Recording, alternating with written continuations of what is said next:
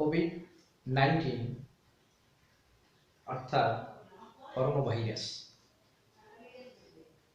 চীন থেকে আবির্ভূত এই করোনা ভাইরাস সারা বিশ্বকে একেবারে অকার্যকর স্থবির করে ফেলেছে। বাংলাদেশও তাহার ব্যতিক্রম নয়। আমাদের দেশে ইহার যথেষ্ট প্রভাব পড়েছে। শিক্ষাঙ্গনে, অর্থনৈতিক, অন্যান্য কর্মকাণ্ডে, শ্রমিক চাকরিজীবীদের এই ক্ষেত্রে ইহার প্রভাব প্রতিফলিত হয়েছে। তারই ফলশ্রুতিতে আমাদের মাননীয় প্রধানমন্ত্রী মহোদয় উদ্যোগে সারা বাংলাদেশে অনলাইন ভিত্তিক ক্লাস শুরু হয়েছে। শিক্ষার্থীরা এই অনলাইন ভিত্তিক ক্লাসের মাধ্যমে উপকৃত হবে। শিক্ষা কার্যক্রম কিছুটা হলেও অনেকাংশই উন্নতি হবে বলে আমি আশা প্রকাশ করি। সরকারের এই মহা উদ্যোগকে আমি স্বাগত জানাই। প্রিয় শিক্ষার্থীবৃন্দ, দশম শ্রেণীর শিক্ষার্থী তোমরা আমার আজ পাঠ্যের বিষয় পরিমিতি। কোনো কিছু পরিমাপ করাকে পরিমিতি বলে। এই পরিমাপ ত্রিভুজের হইতে পারে, যে কোনো ক্ষেত্রের হইতে পারে, বৃত্তের হইতে পারে। আমরা আজকের বৃত্তের বা বৃত্তাংশের, বৃত্তের ক্ষেত্রফল ইত্যাদি পরিমাপ সম্পর্কে আলোচনা করব। অধ্যায় 16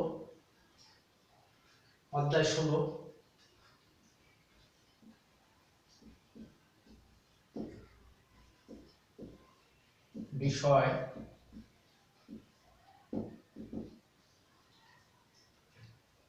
পরিমিতি।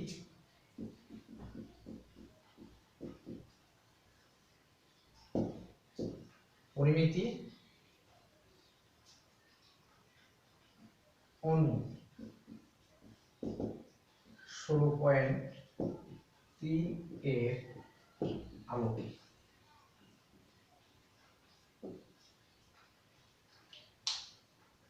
আমরা পূর্ববর্তী শ্রেণীতে বৃত্ত কি,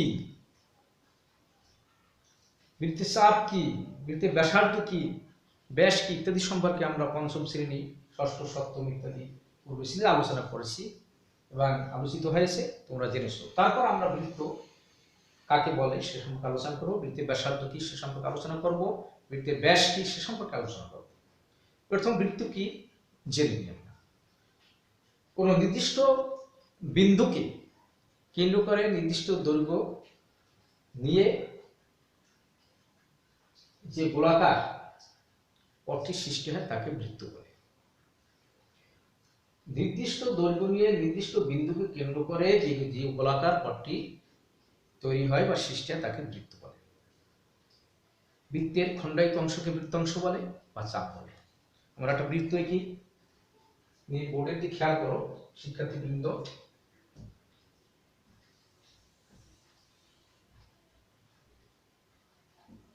একটি বৃত্ত, এই বৃত্তের কেন্দ্র থেকে পরিধি পর্যন্ত সরলরেখাকে বলা হয় ব্যাসার্ধ। এই কাজ দ্বারা প্রকাশ করা হয়।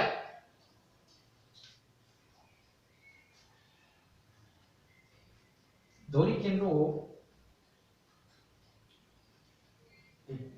কেন্দ্রতে আরেকটি সরলরেখা পরিধি নিই। এটা যদি এ হয়, এটা ওবি হয়, এই যে খণ্ডায়িত অংশ এটাকে বলা হয় বৃত্তের চাপ। এস দ্বারা প্রকাশ করা হয়। এস বৃত্তের কেন্দ্রে চাপ দ্বারা সৃষ্ট কোণ, যে কেন্দ্রের কোণ, এটা কেন্দ্রস্থ কোণ, এটা আমরা থিটা ধরি।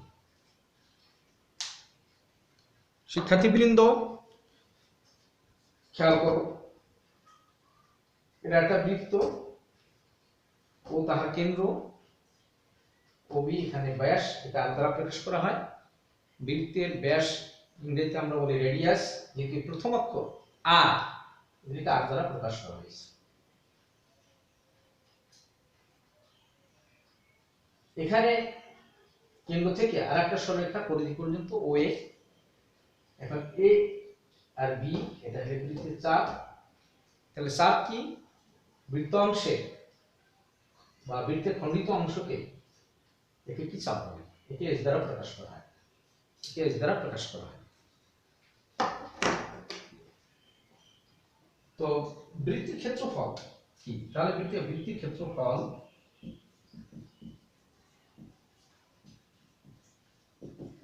পাই আর স্কয়ার। বৃত্তের ক্ষেত্রফল পাই আর স্কয়ার। পাই এটা ধ্রুব সংখ্যা, নির্দিষ্ট একটা আসন্ন মান আছে। পাই এর মান পাই এর মান 3.1416। এটা পাই এর মান। এখন আমাদের বৃত্তের ক্ষেত্রফল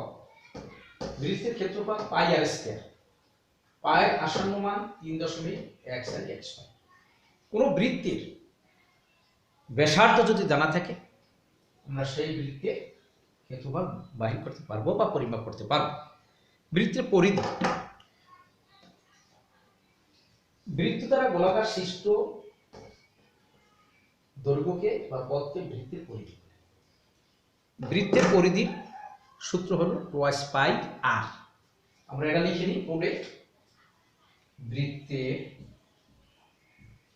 পরিধি 2 পাই আর। এখানে আর হইছে বৃত্তের ব্যাসার্ধ। এখানে আর কি? বৃত্তের ব্যাসার্ধ। শিক্ষার্থীবৃন্দ, এখন যদি আমাদের কোনো বৃত্তের ব্যাসার্ধ দেওয়া থাকে বা উদ্দীপক উল্লেখ থাকে, সেখান থেকে যদি বৃত্তের পরিধি অথবা বৃত্তের ক্ষেত্রফল বাহির করতে বলা হয়, তাহলে আমরা অবশ্যই সূত্রের সাহায্যে বৃত্তের ক্ষেত্রফল এবং বৃত্তের পরিধি বাহির করতে পারব। তো আমরা একটা চেষ্টা করে দেখি। কোনো বৃত্তে ব্যাসার্ধ দেওয়া আছে, কোন বৃত্তের ব্যাসার্ধ দেওয়া আছে 32 মিটার, 32 সেন্টিমিটার। ওই বৃত্তের ক্ষেত্রফল নির্ণয় করো। তো আমরা এটা করার চেষ্টা করি। শিক্ষার্থীবৃন্দ, তোমরা মনোযোগ সহকারে এই সমস্যাটি সমাধান করো। আমরা বোর্ড মুছে নিই।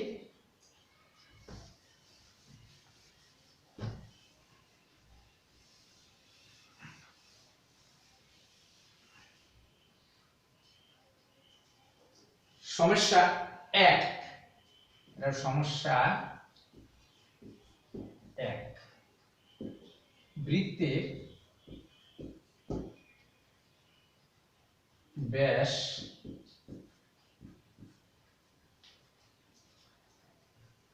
26 সেন্টিমিটার হলে বৃত্তের পরিধি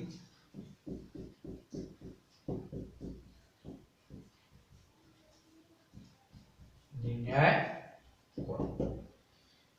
একটি বৃত্তের ব্যাস দেওয়া আছে, সেখান থেকে বৃত্তের পরিধি নির্ণয় করতে বলা হয়েছে। তো আমরা সূত্রের সাহায্যে বৃত্তের পরিধি নির্ণয় করতে পারবো। যেহেতু বৃত্তের ব্যাস দেওয়া আছে, সেখান থেকে আমরা বৃত্তের ব্যাসার্ধ দেব। আমরা আগেই জেনেছি পূর্বের ক্লাসে যে বৃত্তের ব্যাস কিভাবে বাহির করতে হয়। ব্যাসার্ধের দ্বিগুণকে ব্যাস বলে, অথবা আমরা বলতে পারি কেন্দ্র থেকে উভয় পরিধি পর্যন্ত বিস্তৃত সরলরেখাকে ব্যাস। এখানে যেহেতু বৃত্তের ব্যাস দেওয়া আছে, বৃত্তের ব্যাসার্ধ যদি হয় আর, সেক্ষেত্রে বৃত্তের ব্যাস হবে 2 আর। এখানে আমরা লিখতে পারি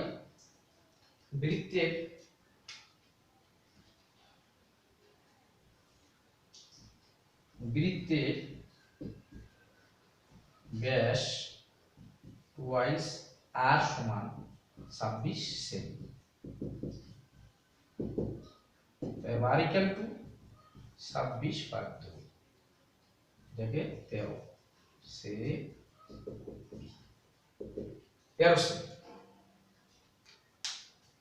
13 সেমি।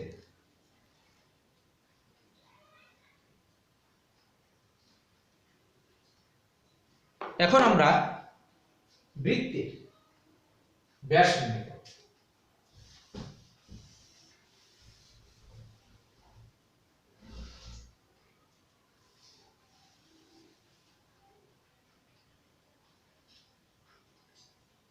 অতএব বৃত্তের ব্যাস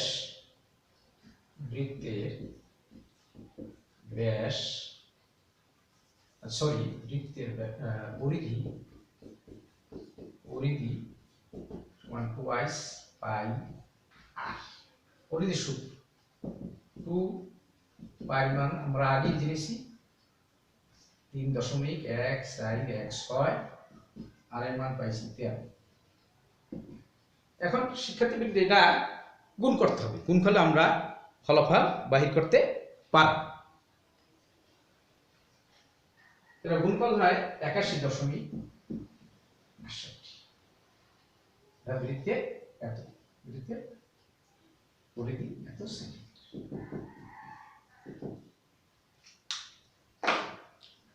আর একটু খেয়াল করো শিক্ষার্থীবৃন্দ, এখানে বৃত্তের ব্যাস দেওয়া ছিল, সেখান থেকে আমরা ব্যাসার্ধ বাহির করে নিয়েছি আর এর মান। ব্যাসার্ধ আর ইকুয়াল টু 13 সেন্টিমিটার। আমরা জানি যে বৃত্তের পরিধি 2 পাই আর, 2 পাই এর মান 3.1416 আর এর মান 13। গুণ করিয়া ফলাফল পেলাম 81.68 সেন্টিমিটার। তো বৃত্তের পরিধি আমরা জেনে নিলাম এবং আমাদের ফলাফল বাহির হয়ে গিয়েছে। পরবর্তী ক্লাসে আমরা বৃত্তের ক্ষেত্রফল এবং বৃত্তের চাপের দৈর্ঘ্য এগুলো নির্ণয় করব। তোমরা বিস্তারিত পরবর্তী ক্লাসে আমরা বৃত্ত সম্পর্কে জেনে নেব।